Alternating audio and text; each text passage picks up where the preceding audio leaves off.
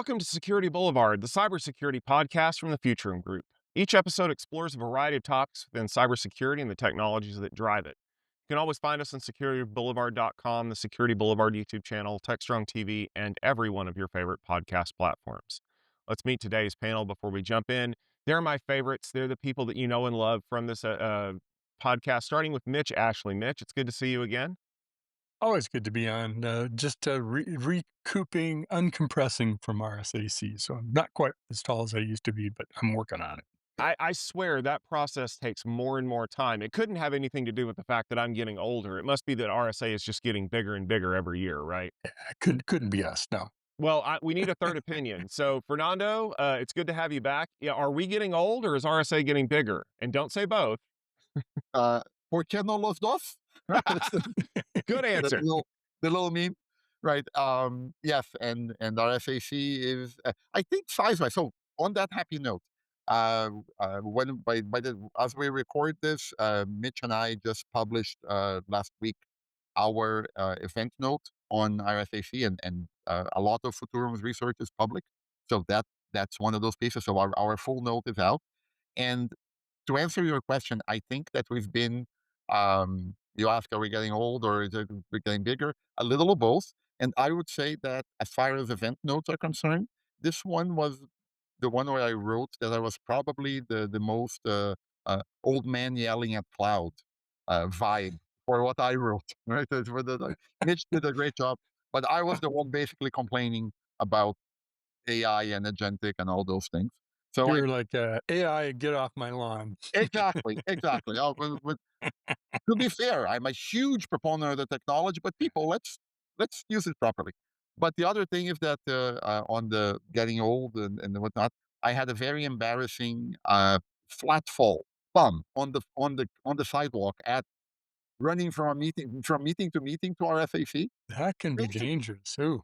yeah, Ooh. basically, I tripped on the curb and I didn't fall face first. I know how to fall, kind of stuff, and that was okay. But it was so embarrassing, right? And the worst part was, I mean, people came to help and they're like, "Are you okay, sir?" I'm like, "Ugh, the third part hurts," right? So that's your martial arts training. Yes, You exactly. know how Right? to fall. I've yeah, I know how to fall, but yeah, it was just bad.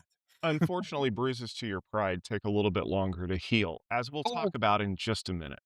yes. Anyway, to answer your question, I think it's a combination. Porque no los dos. But it was an amazing week. I'm happy to have worked with both of you gentlemen in there. So it was lovely. Well, my name is Tom Hollingsworth. As always, I am the host of Security Field Day, as well as many other things around here. And we had a fun topic that we wanted to jump into today because I don't know if you guys realized this last week, but in the US and many other countries over the world, it was April Fool's Day. You know, April 1st, the time when you can trust no news on the internet, save for the Gmail launch, which was the greatest April Fool's joke of all time. I will not be taking questions. However, some people over at Anthropic were not so happy about the April Fool's holiday because they had a little bit of a problem that came up, and we're still going to be dealing with the fallout from this for a while. It involves a new intersection of cybersecurity and AI and the human interaction between all of it, and some good old fashioned data leakage. Mitch, I'm going to toss this to you to kind of give us a quick overview. What exactly happened to our good friend Claude, and why has it got so everybody so crazy right now? Well, it's interesting. It is a data leakage problem. It actually happened on the day before April Fool's, on the 31st, and that was some of the confusion. Is like, is this notice about this event real, right? And some of them were, and some of them were jokes, but actually turned out to be real. So essentially, what happened was Anthropic accidentally shipped a debug source file. It's called a map file in their Cloud Code npm update on the 31st. Now, what's a map file? Map file is something gets produced when you build code that helps you debug it when you're testing it. It's kind of an internal document, but it has a lot of very useful information in it, like feature flags that you can turn on, things like that. Um, and that map file actually pointed to a public Cloudflare bucket that contained the full code base, half a million, or excuse me, half a million lines of code, about 2,000 TypeScript files were exposed. So, in other words, the crown jewels are like laying out there for the whole thing, right? The current version of what this is, um, sitting out on a Cloudflare instance that gave that away. So, everybody's NPM did their nice little jobs of downloading, updating their cloud code. And, not everyone, but certainly a hefty number of them. So all of a sudden now we have source files out there. And an intern at Solaire Labs, I don't know them, but posted it to X and mirrored it globally. So they had 41,000 GitHub forks before the takedown notice came. So, that's internet speed, right? Poof. All of a sudden everybody's got this code. So it's permanently in the wild. Once it's out there, once it's on the internet, it's like those photos in college or whatever you put on Facebook. Once it's there, it's always out there. It's exposed. So the full Claude code architecture is fair game now for attackers to tear apart, understand, figure out ways to attack it, hack it, insert bad stuff, malware, whatever it might be, Trojans, etc. So it's more than a black eye. It's more than a oopsie. It's a I can't use this word on our podcast, or I could, but I won't. But I'll let you use the word. I was like, oh shit. Yeah, It is a big oh shit moment because when your entire code base gets released, that's a tough thing to defend against. And so I'll leave it at that. Lots of places we can take this, but this is the ultimate supply chain attack when you when you essentially open your kimono on the supply chain. and they did, and people raced to download these files to get a peek at what was going on. Stephen Foskett, who is another part of Tech Field Day, but also heavily involved in TechStrong Gang, was telling me that he saw dozens of projects that had sprouted up that were using that code as a base to do a lot of different things. Which leads me into my first point of there's some questions around what this really means. Because the first thing that happens is anybody knows that if a closed source project's code gets leaked, one of the immediate things that happens is that people have to figure out exactly where that code came from and what kind of liability they can get. Because I don't know if you guys know this or not, but intellectual property is something you can sue for. I kid.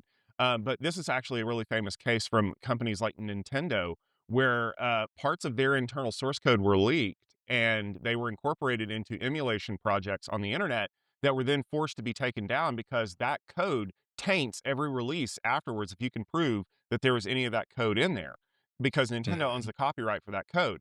But where this gets a little interesting, and this is the first point I want to talk about, is the assertion from Anthropic that large portions of Claude's code base were written by Claude itself, the inevitable vibe coding, if you will.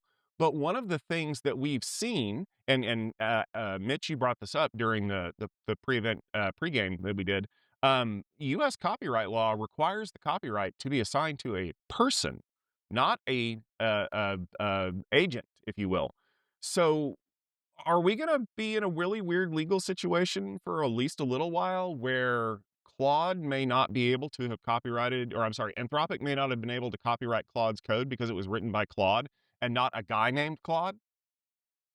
Certainly an open area in copyright. The effects of it. I don't think there's been any legal cases with Anthropic about Claude code, written code, and it even puts at the bottom co-authored by Claude code. But so it's actually in the source code in a lot of the documents that it produces. So it certainly creates a gray area, and also sort of the worst case could be somebody uses, and probably will, when these 41,000 or more downloads or forks of the code in something they're building, and then the scenario you talked about, Tom, which is they put a cease and desist. They get the courts to agree to put a hold on any use of it, and you're sitting there stuck saying, "Well, now I've spent however much time building something on this code that I thought wasn't copyrighted." Sort of the irony of where do they train their models from? Probably a lot of uncopyrighted code.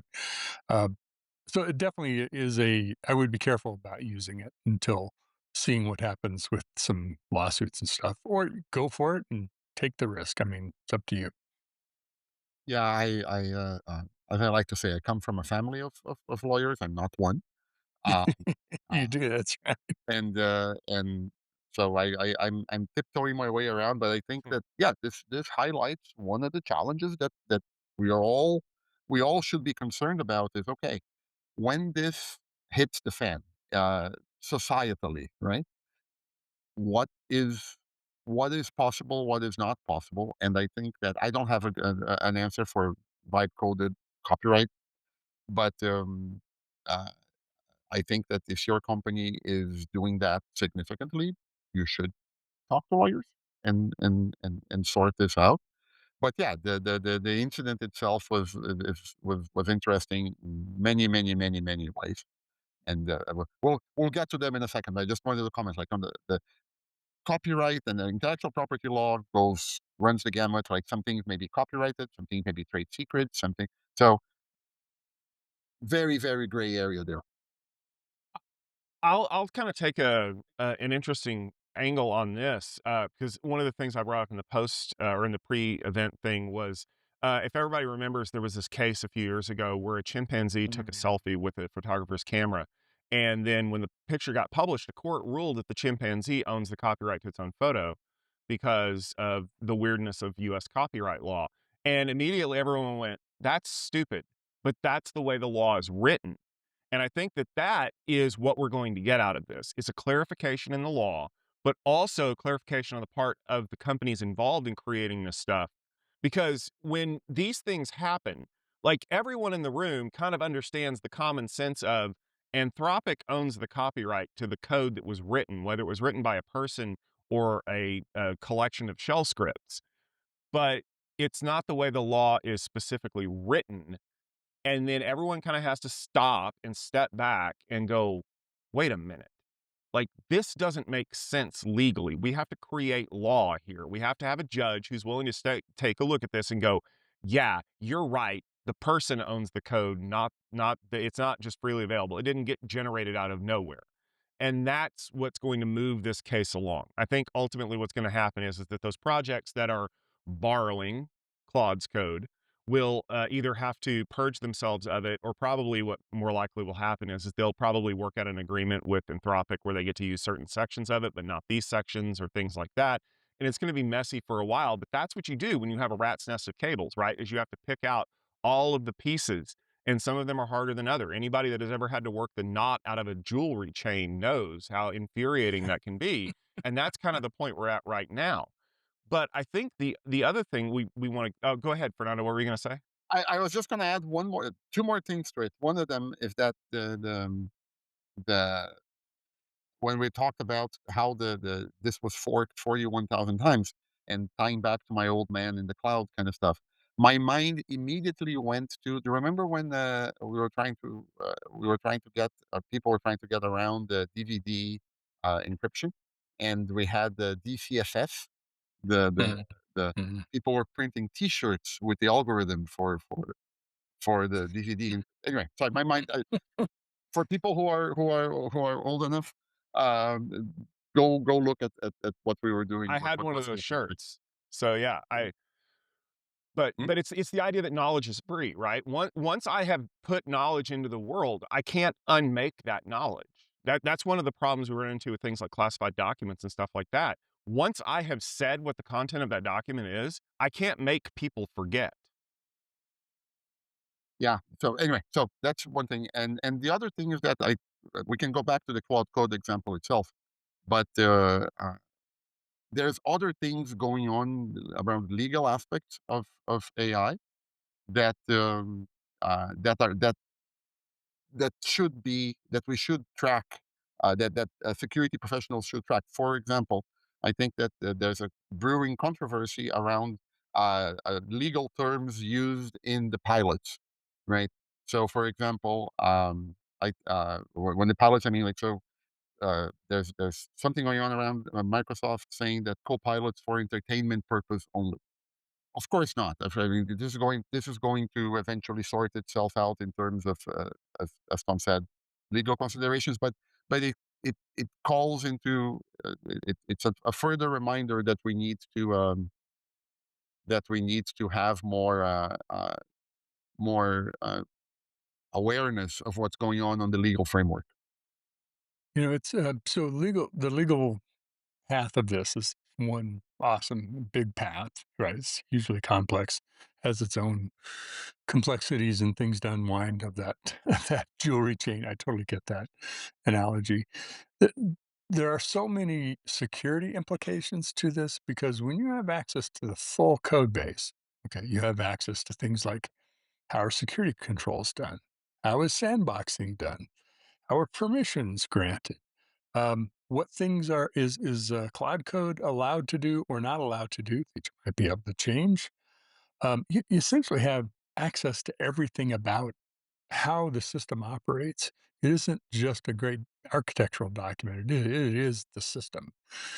And of course, immediately, right, you're seeing spawns like typo squatting versions of this. So people are downloading unofficial versions, even though they're not thinking they're getting a fork, but they're getting something like it through their NPM, which by the way, if you're updating Claude code through NPM, use the official installer because you're not going to be typo squatting.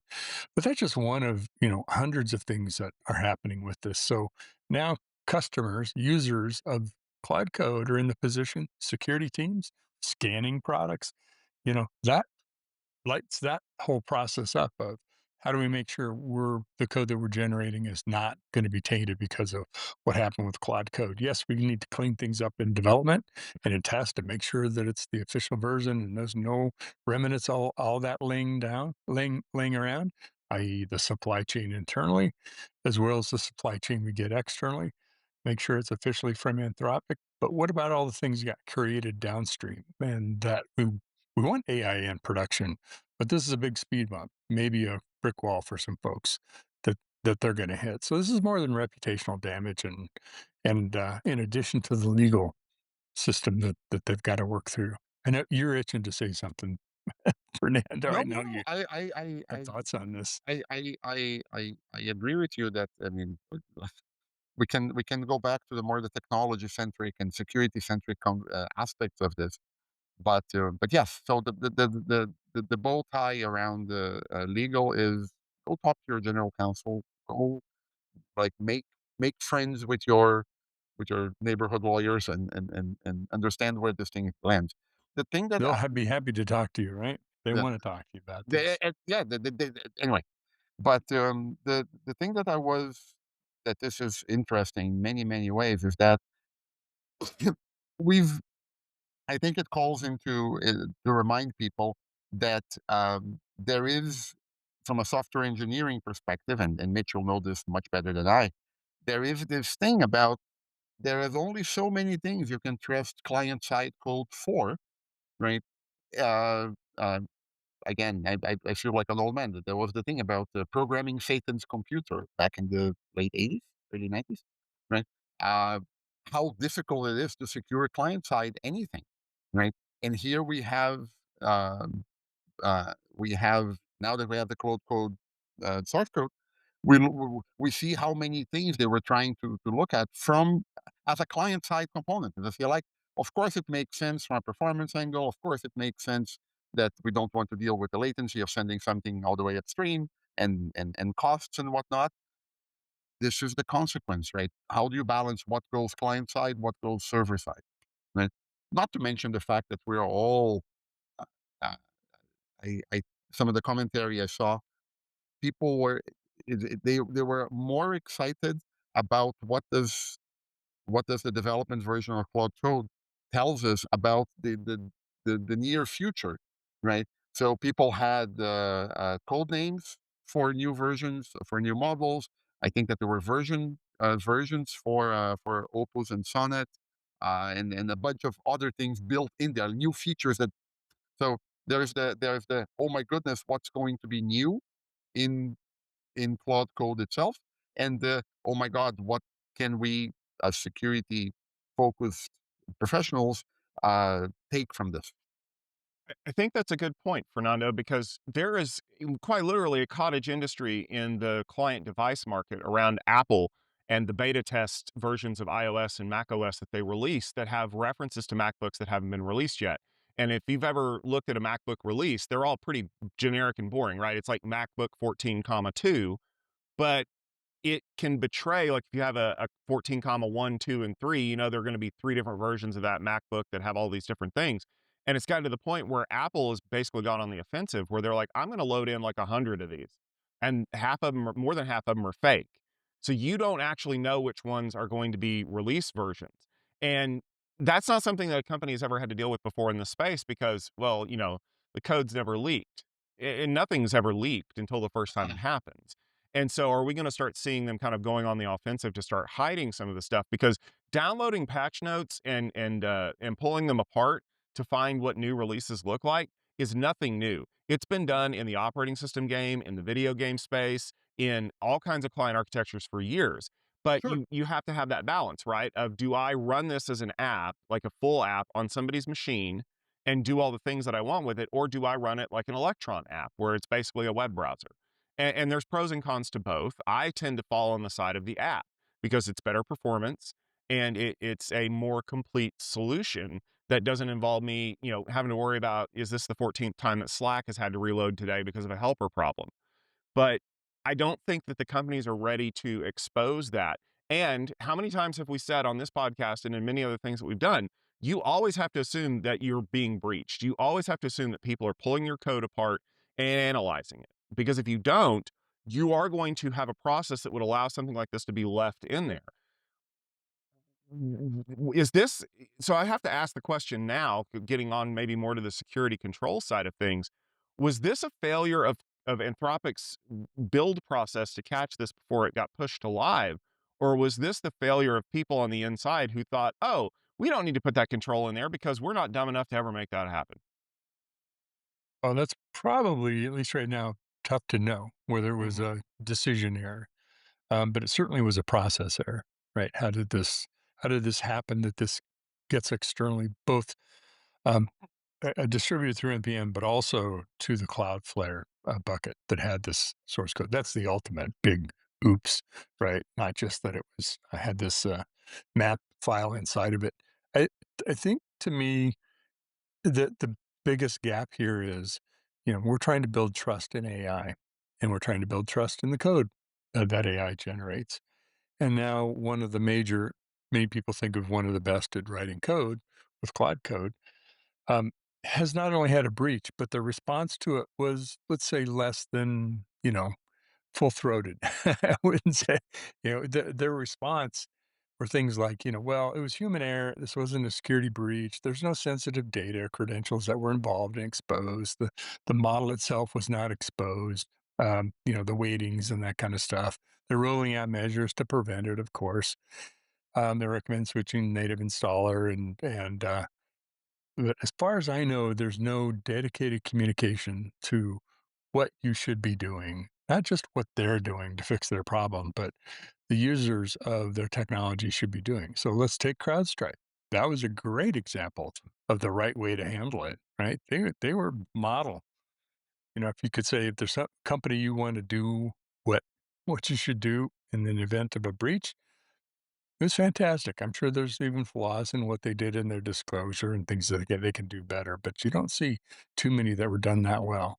And so leaving this gap, where there is a vacuum, other things will take fill the void, whether they're truth or rumor or false or whatever. So we're going to hear a lot of false narratives or unconfirmed narratives about what's really going on with this when Anthropic should take the bull by the horns and not only, fall on their sword and say, whoops, we screwed up and we're fixing it, but communicate with their customers what you should be doing, what you can do to help protect yourself given this situation. Yeah, no, I don't have much to add there. This is, uh, thank you for calling out the CrowdStrike incident.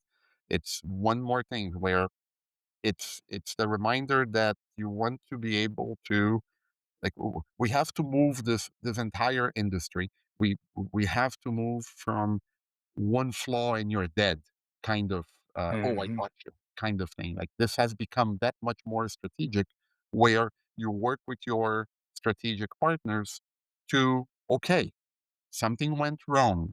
What are we going to do about this? Right. And I think that some of the narratives that we have within the cybersecurity bubble Sometimes it's a little bit too much, true or false. Like either you're great or you're crap kind of thing, and any little thing can blow up.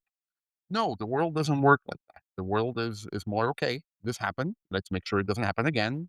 What are you doing to and so if we can take one thing of this is like Mitch said, let's watch what Anthropic is doing for remediation and disclosure and sorry.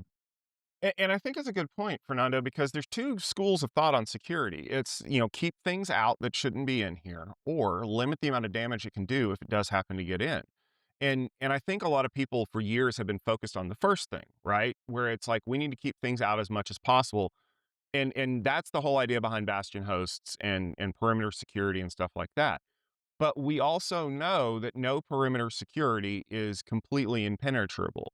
And what you have to do is you have to create a scenario inside of your organization where when things go wrong, that either the blast radius is minimized or the likelihood that the blast can spread quickly is, basically marginalized to the point where I can put defenses in place. And that does not necessarily have to be an attacker. It can be something like this that happens because effectively, when you share or inadvertently publish a file that contains sensitive information, you have breached your own perimeter, so to speak. So Mhm. how can you slow that process down? And there's any one of a number of tools out there that can do it, but a lot of it comes down to policies and procedures, right? So next time, if you're going to publish a build, it has to be desk checked by a second person. Or we're going to look for certain files in there that are not supposed to be there, or, grant certain exceptions if they do need to be there, or there needs to be a framework and a process. Because this is the way that human beings react to these problems. We can't imagine every conceivable thing that could happen that could blow something up or, expose things. But what we're really good at is going back after the fact and going, we will never let that problem happen again. And we've built that over the years, layer on top of layer on top of layer of security. And yeah, sometimes it does feel smothering. And sometimes you look at these policies and you're like, why on earth am I required to have a 24-hour window between publishing for build and releasing to build? And then you realize that 10 years ago, somebody instantly published a build to the whatever repo, and there was something in there that shouldn't have been there. And that 24-hour cooling off period is so that people can go in and look at it and make sure that it's valid or not. And you're like, but that's dumb. I wouldn't do that. And neither did the guy who thought that happened 10 years ago until it did happen. And now that's why we have the policies in place. And I think the danger here is the blast radius is so big. Let me draw an analogy. Pick your favorite electric car company, anybody. Let's say the source code for all of the software that runs that car, because it is essentially a computer on wheels, right? That's what's driving that car is the software, much more than any other kind of vehicle. If all of the source code for that was released, you would question like, well, can I get in this car? Is it safe? I'm somebody going to take over driving from it? Is somebody going to turn on a camera or a microphone somewhere and record me? Is it going to be like in one of the movies and suddenly take over and throw me off the cliff. Yeah, I'm thinking. I don't mean to be hyperbolic about that, but when you have access to all the source code, it's not just the crown jewels. The blast radius, the attack surface is massive because anything can be attacked. Like I said, just the quarantining, the sandboxing of how you do that.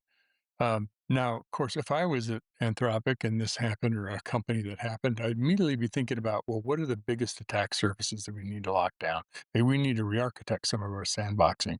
Maybe we need to change how we're doing some permissions or security protections. Maybe some things we had on the roadmap we move up sooner, either to make a change in it or to make it more secure. So it really changes from your kind of thinking as a product leader, product developer, whatever you're playing role that you're playing. Your work plan is going to change pretty quick. If it doesn't, you're in big trouble, I think. yeah, so many things. I I see your point. Still, I think there's a couple of nuances here. One of them is that there is, like we go back to cryptography.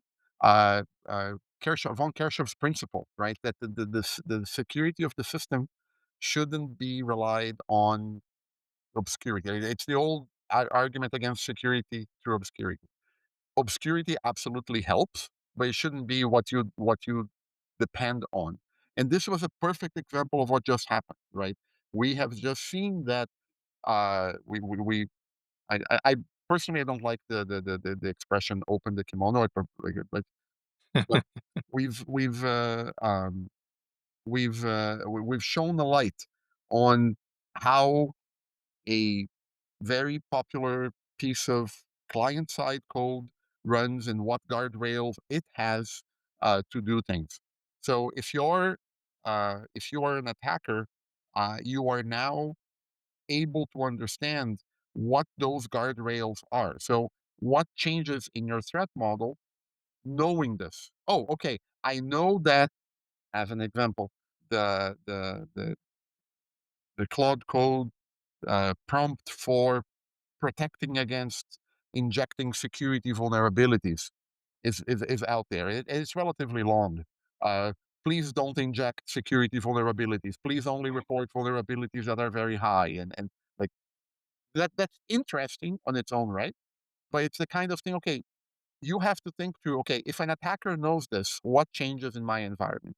And honestly, it may not be that much, right? Because if you are, what is your threat model for running Claude code in your environment, right? Oh, uh, somebody is going to subvert Claude code to do something else. The likelihood of that happening increases by a bit because now people know how Claude code is built. It doesn't mean that it will necessarily happen, but the likelihood of that increased a little bit. But we will compensate. We will build other controls around it. I think that I don't know what and I don't know what the constraints are on Anthropic side, but this would be a phenomenal opportunity to say, okay, now that these client side controls have been subverted or have been exposed, what can I build server side to compensate for that? Right. Um, this will be an interesting point. But as Tom was mentioning something as well, in terms of we get better at this little by little and so on and so forth. Reverting back to the episode we had last week, Tom, I'm losing track on risk, right? How do you account for the overall risk to the organization of something like this happening? And yes, we're building a discipline together, but this is a teachable moment for many people, right? It's a teachable moment for be careful about what you ship. It's a teachable moment for uh, understand where constraints are being run or where controls are being run. Maybe not run so many client side. And yes, this is what the pace of change is on modern AI frontier model development kind of stuff. Yeah, I totally agree. This moves the conversation to a different spot that the people at Anthropic didn't think they were going to have prior to April the 1st. But if there's anything from this that you can take away as a listener of this podcast is that the best time to have that conversation is right now before something happens. As was mentioned, make friends with your legal team because they would rather talk to you beforehand than have to interview you afterwards for a deposition or something else. And the more in front of it you can get, the less likely this is to become a huge show-stopping moment for you or your team. This is the planning part of doing security. We're You going to go ahead and wrap it here, I think. Can I have Unless a you had parting thought, Tom? go Just ahead, one thing. Mitch. Yeah. Yeah. I'm not in the advice of giving people or job of giving people advice about how to write code or manage their systems, but it is pretty straightforward to switch from an npm installed Cloud Code to a Anthropic installer. You basically can install the native because they live in different libraries. Native while you're running the current one, and then uninstall the current one, and it doesn't affect your Claude MD file and not the other artifacts that you're keeping. So fortunately, those things are separate. If you want to, I would recommend go back to the native. Now it's assuming that's not compromised, but I think that's a prudent thing to do. So end of advice. All right. And with that, we'll go ahead and wrap it up here. Mitch, what have you got working on that people should be checking out? Well, I just released the agent control plane framework that I've been talking about for a few weeks. Again, held off while all of the ta-da was happening with RSA and trying to compete with all of that news. So be sure and check it out. Again, this framework is there's so many vendors talking about agent control planes or talking about governance and control, all of it important things, but it's happening all over kind of the product lifecycle in development tools and platforms in operations and observability platforms in security tools. So we're entering an era where there's a lot of innovation happening in this. What's not clear about the end result of where we're going to land. We're going to live in a world with 25 different agent control planes that don't talk to each other. Are we headed down a path of building some kind of integration? Yes, you're shaking your head, Fernando. Um, that's like we have 25 different policy servers to satisfy every different edge use case in the world. So that's sort of the next mountain to climb on this as vendors start to issue this. And I think there'll be some winners and losers in the market in terms of control planes. That doesn't mean it's all going to be sorted out. So I think that's something you'll be seeing me talk a lot about. Oh, I look forward to having those conversations. Fernando, what about you? From my end, I will be like I sometimes help peer review some of Mitch's stuff and whatnot, and he does phenomenal work. I will be controlling myself not to include XKCD references in his his text. There are 14 standards. Oh look, we want to rule them all now. There's 15 standards, right? So Rush both to. that and the one piece of the one about everything depends on one little open source. But so other than that, Tom, you and I have our FASI paper out imminently, so that'll be very interesting. There is, of course, AI affects everything, but there is more to life than AI. And so we have a paper out on secure access service edge, also on influenced by AI, but more than AI.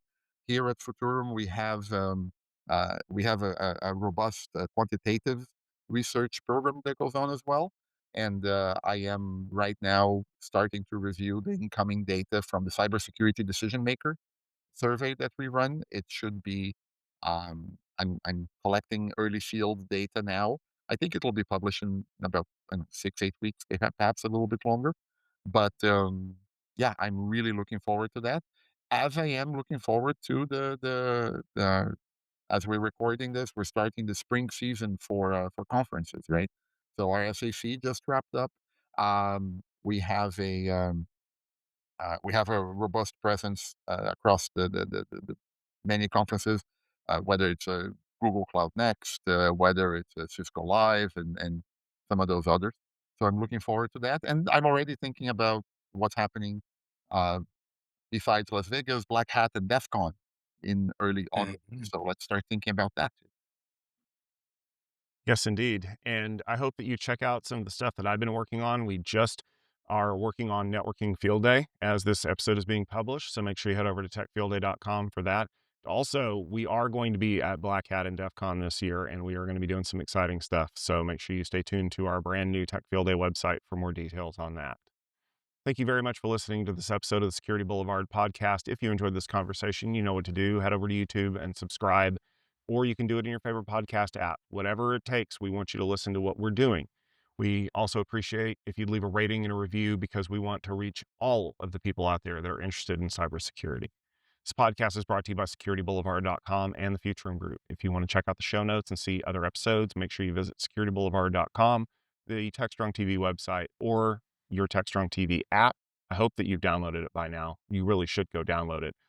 Download it on your TV, on your tablet, on the little calendar that you have on the wall that tells all the kids what their upcoming appointments are. Whatever it can run, we want to run on it.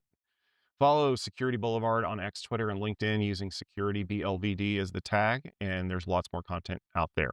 Thank you all for tuning in. We'll see everyone next week.